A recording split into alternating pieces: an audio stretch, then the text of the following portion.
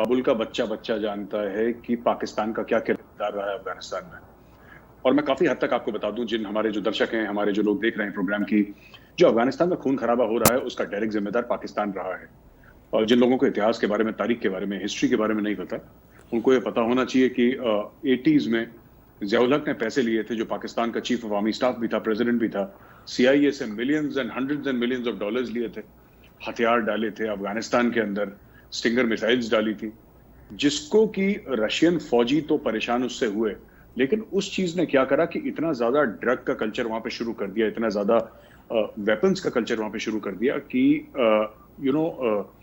पाकिस्तान एक, जिसको कहते हैं कि जो एक अमन का गहवारा हुआ करता था एक जमाने में, केम अ बैटलफील्ड, और वो बैटलफील्ड पाकिस्तान में शिफ्ट हो गई। अब जो आप बात कर रहे हैं सब उज्बेकिस्तान की, और अशरफ गनी एक तरफ और इमरान खान एक तरफ, जयशंकर साहब बैठ के देख रहे हैं पूरा, उसमें तो सब साफ सीधी ये बात है कि अफगानिस्तान को पता है, क्योंकि बगल में है ना, पाकिस्तान दुनिया भर से झूठ बोल सकता है, हमसे आपसे झूठ बोल सकता है, लेकिन अफगानों से झूठ नहीं बोल सकता। इनकी रिश्तेदारी है ना दायमा, इनको है कि कौन से सेफ हाउसेज और कौन क्या है इनका। देखिए ना, ये मैंने ट्वीट भी करा था, ये जो 9/11 हुआ था, इन लोगों ने क्या करा ना, इन लोगों ने तालिबान को भी धोखा दिया सर।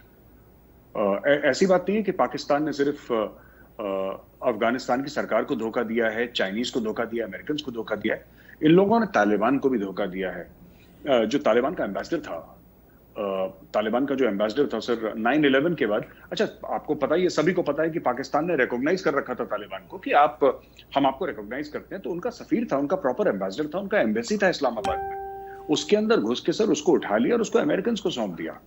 मुल्ला बरादर को बाद में उन्होंने 8 साल जेल में रखा सर, फिर उसको उन्होंने कतर भेजा था, वो as the head of the delegation and all that. So Pakistan का जो किरदार रहा है वो बहुत बदसूरत किस्म का किरदार रहा है, और ये एक ना एक दिन तो होना था।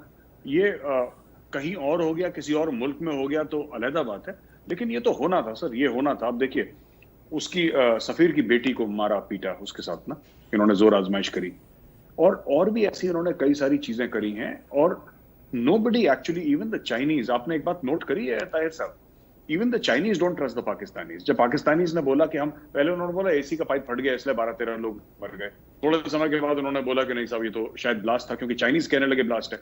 अब चाइनीज ने क्या करा है सर, कि चाइनीज ने साफ सीधी एक बात बता दी है कि we are sending a team of 15 people, हम अपने एक्सपर्ट्स भेज रहे हैं, तुम्हें हम ट्रस्ट नहीं करते।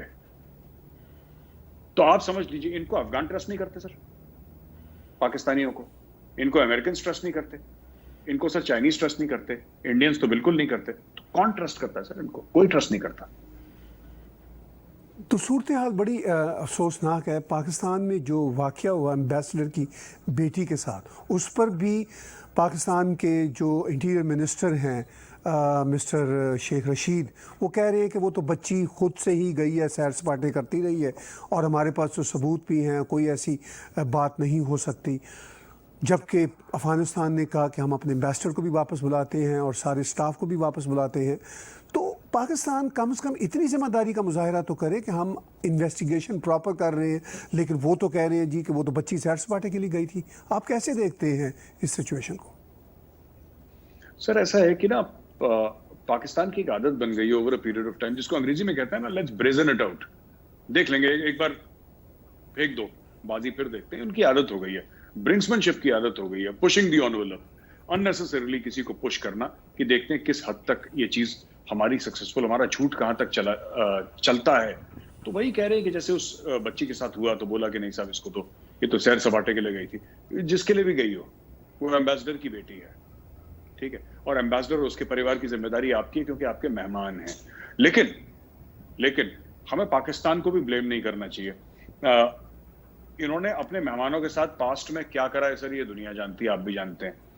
इन्होंने क्या करा था सर अमेरिकन एम्बेसी के साथ, जब जियाउल हक प्रेसिडेंट था और आर्मी चीफ था, इन्होंने इस्लामाबाद में अमेरिकन एम्बेसी को जलवा दिया सर, लोगों को ये बोल के कि मक्का में मिसाइल मार दी अमेरिकन ने, झूठ बात करके अमेरिका के एम्बेसी को जलवा दिया वहां पे। वो भी तो मेहमान है, any diplomat is a guest of the government of the state, वो स्टेट गेस्ट होता है, उसको इसीलिए हिज एक्सीलेंसी और हर एक्सीलेंसी और योर एक्सीलेंसी कहके बुलाया जाता है। वो एक ऑनर्ड गेस्ट है, उसका वो मकाम है, आप उसको अरेस्ट नहीं कर सकते। लेकिन पाकिस्तान में देखिए अमेरिकन एम्बेसी के साथ क्या करा, और हमारे एम्बेसी के ऊपर ड्रोन उड़ाए, हमारे बंदे थे उनका पीछा करा। और अब आप देख लीजिए अफगानिस्तान के एम्बेसडर कि बेटी को मारा पीटा, उसके साथ मारपीट करी। तो ये पाकिस्तान का किरदार रहा है सर इसमें। वो शेख रशीद जो भी बोले, वो बड़बोला आदमी है सर। और मुझे थोड़ा सा लगता भी है कि पता नहीं पाकिस्तान का इंटीरियर मिनिस्टर थोड़ा सा एक संजीदा किस्म का कोई इंसान होता तो ये बहुत गैर संजीदा किस्म का आदमी है।